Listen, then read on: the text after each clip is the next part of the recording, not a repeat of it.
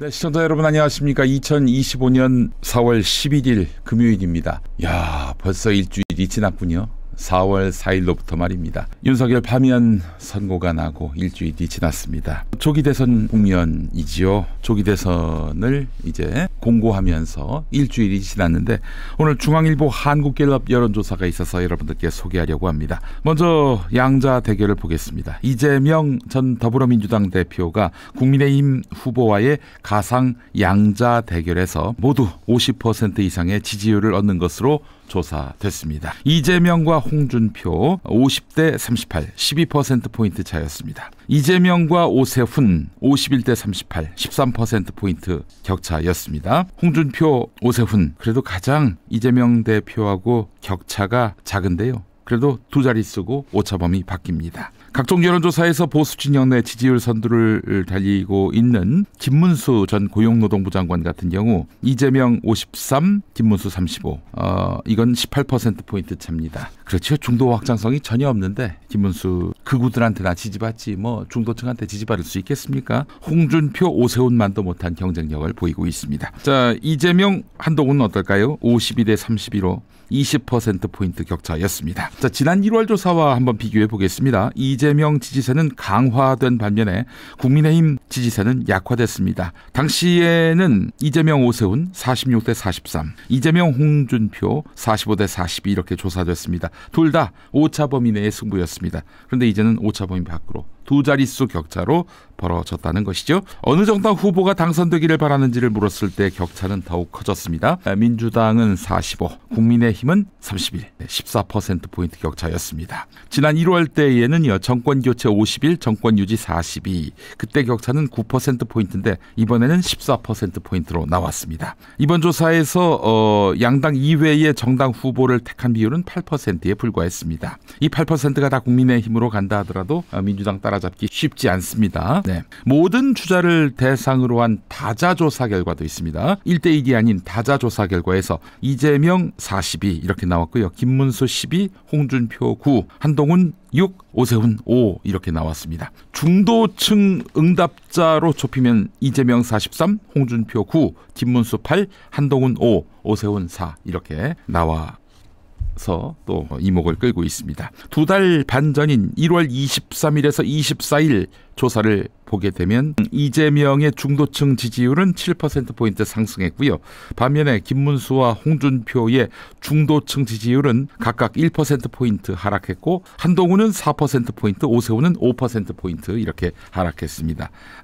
왜 오세훈은 오씨여서 5%포인트 하락했을까요? 네. 중도층만 놓고 가상 양자 대결을 벌인 조사 결과도 있습니다. 이재명 전 대표는 중도층에서 강세였습니다. 중도층 지지율 이재명 후보 54 대 홍준표 32, 이재명 56대 오세훈 32, 이재명 56대 한동훈 29, 이재명 58대 김문수 28. 중도층 양자 대결 결과입니다. 모두 20%포인트 이상으로 이재명 후보가 앞서는 걸로 나왔습니다. 네, 전체 응답자 지지율보다도 이 중도층 지지율 면에서 이재명이 훨씬 앞서가고 있다는 것이죠. 또 당연히 민주진보 성향의 응답자들은 이보다 더 이재명 후보를 지지한다라고 말하겠죠.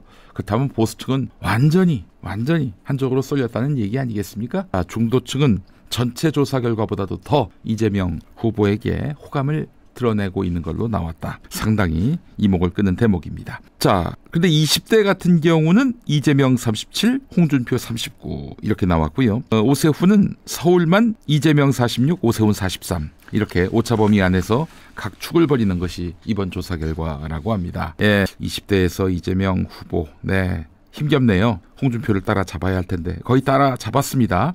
누구 때문에 이 20대의 민주당 후보 지지율이 이렇게 추락했을까요? 잘 아시겠죠? 제가 굳이 말씀은 안 드리겠습니다. 김문수는 중도층에서 이재명 후보보다 30%포인트 격차로 열세로 드러났다고 합니다.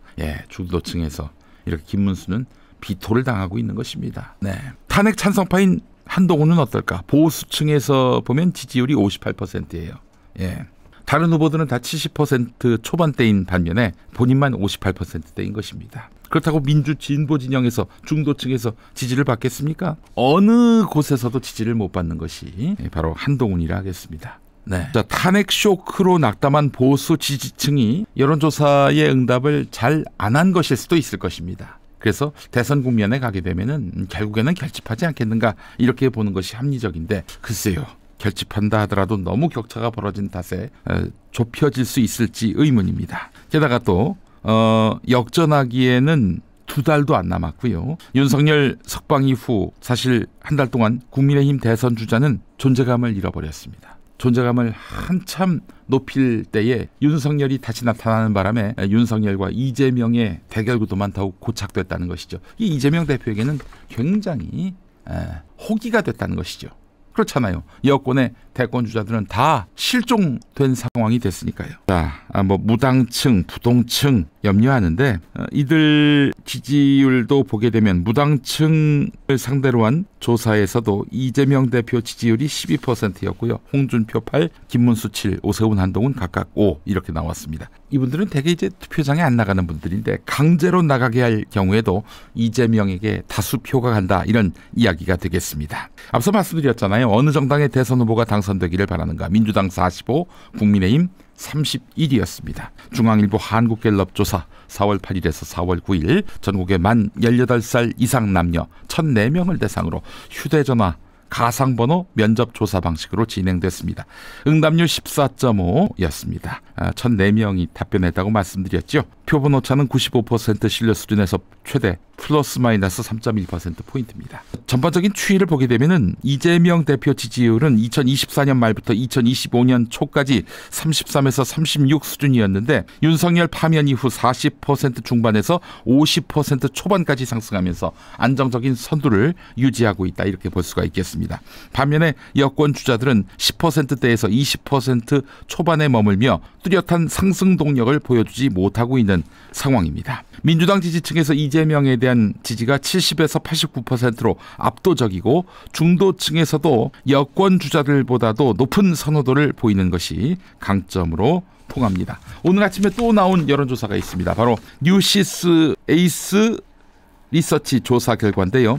4월 8일에서 4월 9일 전국 만 18살 이상 성인 남녀 1,212명 응답률 3.5% S조사 무선 100% 표본 오차는 플러스 마이너스 2.8%포인트 95% 신뢰 수준에서요. 이 내용 소개하겠습니다. 대선 국면이 시작됐으니까 저희도 이렇게 구체적인 조사 개요를 말씀드릴 수밖에 없습니다. 뉴시스 에이스 리서치 조사 결과입니다. 이재명 52, 김문수 36.8. 이게 가장 격차가 좁은 거예요. 이게 15.2%포인트 격차잖아요. 네. 두 자릿수고 오차범위 바뀝니다. 이재명 오세훈 53.5 대 31.9, 이재명 홍준표 52.2 대 34, 이재명 한동훈 53.4 대 27 이렇게 나왔습니다. 중앙일보 한국갤럽 조사하고 큰 차이가 없죠? 자, AI를 통해서 제가 당선 가능성을 물어봤습니다. 모든 AI가 다 60에서 70% 정도 이재명 후보의 당선 가능성을 예측했습니다. 물론 아직 2달 못되게 남았습니다. 짧다면 짧고 길다면 길 기간이기 때문에 절대 안심하면 안 되고요. 사실은 이제 남은 변수는 이재명 대표의 지지율 하락보다는 이재명 대표의 목숨을 노리는 테러 염려가 마지막 변수가 아닐까 하는 생각이 듭니다. 각별한 경호와 안전관리가 필요해 보입니다. 자, 그러면은 국민의힘은 이대로 앉아서 야당이 될 것인가? 제가 나름대로 또 여권을 상대로 취재를 해봤습니다. 국민의힘이 21대 대통령 선거 경선 룰을 확정했지요. 1차 경선에서는 국민 여론조사 100%로 4인 후보자를 선출하고요. 2차와 3차 경선은 당심 민심 비율은 5대5 이렇게 간다고 합니다. 처음에는 100% 국민 여론조사, 2차와 3차는 당심 50, 여론 50 이렇게 해서 뽑는다는 겁니다. 자, 사실상 과거와 같은 기준으로 후보를 선출한다는 건데요. 자, 그런데 이제 후보 등록이 며칠 안 남았습니다. 한덕수 대통령 권한대행이 이 기간 중에 직을 내놓고 국민의힘 경선에 뛰어들까요? 자, 거의 불가능한 얘기죠. 그러면 한덕수는 배제하고 대선으로 가느냐? 이에 대해서 국민의힘 이양수 사무총장은 한덕수 대행을 위해서 특례를 줄 수는 없다. 다만 국민의힘 후보를 먼저 뽑고 나중에 한덕수 대행하고 단일화를 할 수 있다. 이런 길을 열어놓았어요. 야, 이거 보니까 국민의힘 후보가 되면은 바로 국민의힘 대통령 후보가 되는 것이 아니라 또 한덕수와 단일화를 해야 한다. 이런 얘기가 되지 않겠습니까? 어처구니가 없는 일입니다. 참 기가 막힐 노릇이네요. 안 되는 당이 뭐든 할 수 있는 거죠. 자, 그런데 말이죠. 사실 이게 선례가 있었습니다. 예전에 2021년 4.7 서울시장 보궐선거 당시 오세훈 국민의힘 후보가 먼저 선출됐죠. 그리고 안철수 국민의당 후보가 단일화하자 했고요. 단일화를 했습니다. 그래서 결국 오세훈이 후보가 됐는데 야권 단일 후보 선출의 전례가 있었습니다. 이 방식대로 가겠다는 건데 문제는 한덕수만 이 단일화하는 것이 아니라는 겁니다. 김부겸과 이낙연도 이 단일화 최종 후보 선정 쇼에 가세할 수 있다는 것입니다. 사실 김부겸 더불어민주당 당내 대통령 선거 후보 경선에 참여하지 않겠다는 뜻을 밝혔죠. 대선에 안 나오겠다 이런 뜻인가 보다 했는데 김부겸 측에서 한 얘기는 민주당 경선에 참여하지 않겠다는 것이지 대선 출마를 안 하겠다는 것이 아니다. 이렇게 이야기를 했습니다. 시하고 인터뷰에서 김부겸 측 관계자가 한 말이에요. 그러니까 김부겸은 민주당 경선에 참여하지 않고 독자 출마하든지 아니면 다른 어떤 플랫폼에서 이루어지는 단일화 경선에 참여할 수도 있다. 이 길을 열어놓은 거예요. 이런 가운데 이낙연당, 새미래민주당, 여기 전병헌이라고 아시죠? PD로 또 감옥 갔다 온 그 전병헌, 반 이재명에 동의하는 정치 세력이 뭉쳐서 개헌연정과 연대를 구성하자 이렇게 국민의힘에다가 제안했습니다. 단일화하자는 얘기죠. 이쪽은 뭐 당연히 이낙연이 나올 것이고요. 그래서 김부겸, 이낙연, 국민의힘, 아울러 한덕수가 등판하는 단일화 경선이 마지막에 또 벌어질 가능성이 있다. 이런 얘기입니다. 자, 이제 그림이 그려지시죠? 국민의힘 후보 한덕수, 김부겸, 이낙연이 참여하는 단일화. 이러면 드라마를 만들 수 있고 이재명으로 일찌감치 굳어진 민주당 경선과 달리 흥행과 감동을 줄 수 있다고 그들은 생각하고 있는 것 같습니다. 자, 여차하면 여기에 김건희도 끼어들 수 있다라는 것이 용산 쪽에서 흘러나오는 얘기입니다. 여러분, 기가 막힐 따름이죠. 근데 그들은 여사님 말고 윤석열 대통령님의 지지를 고스란히 안을 수 있는 사람이 누가 있겠습니까? 누가 윤석열의 억울함을 풀 수 있겠습니까? 여사님밖에 없습니다. 이지랄 떨고 있다는 거예요. 네. 자, 그러면 이제 국민의힘 후보 한덕수, 김부겸, 이낙연, 김건희가 어우러지는 단일화 드라마가 이제 펼쳐질 가능성이 있는 것이죠. 네. 윤석열이 말이죠. 요즘 너도 나와라 이러고 있잖아요. 그죠? 내가 지지해 주겠다. 근데 한 명이 아니라 여러 명한테 나와라 이러고 있어요. 자, 이렇게 널 밀어주겠다라는 뻥카를 치는 것도 흥행을 높이기 위한 많은 후보가 나와야 흥행이 되지 않겠습니까? 그래서 윤석열이 지금도 파면당한 마당에도 거짓말 낚시질을 하고 있는 게 아닌가 하는 생각을 해보게 됩니다. 자, 그런데 말이죠. 이들의 단일화는 악당들의 단일화입니다. 누가 그걸 드라마로 보겠습니까? 그것은 드라마가 아닙니다. 개그에 불과할 것입니다.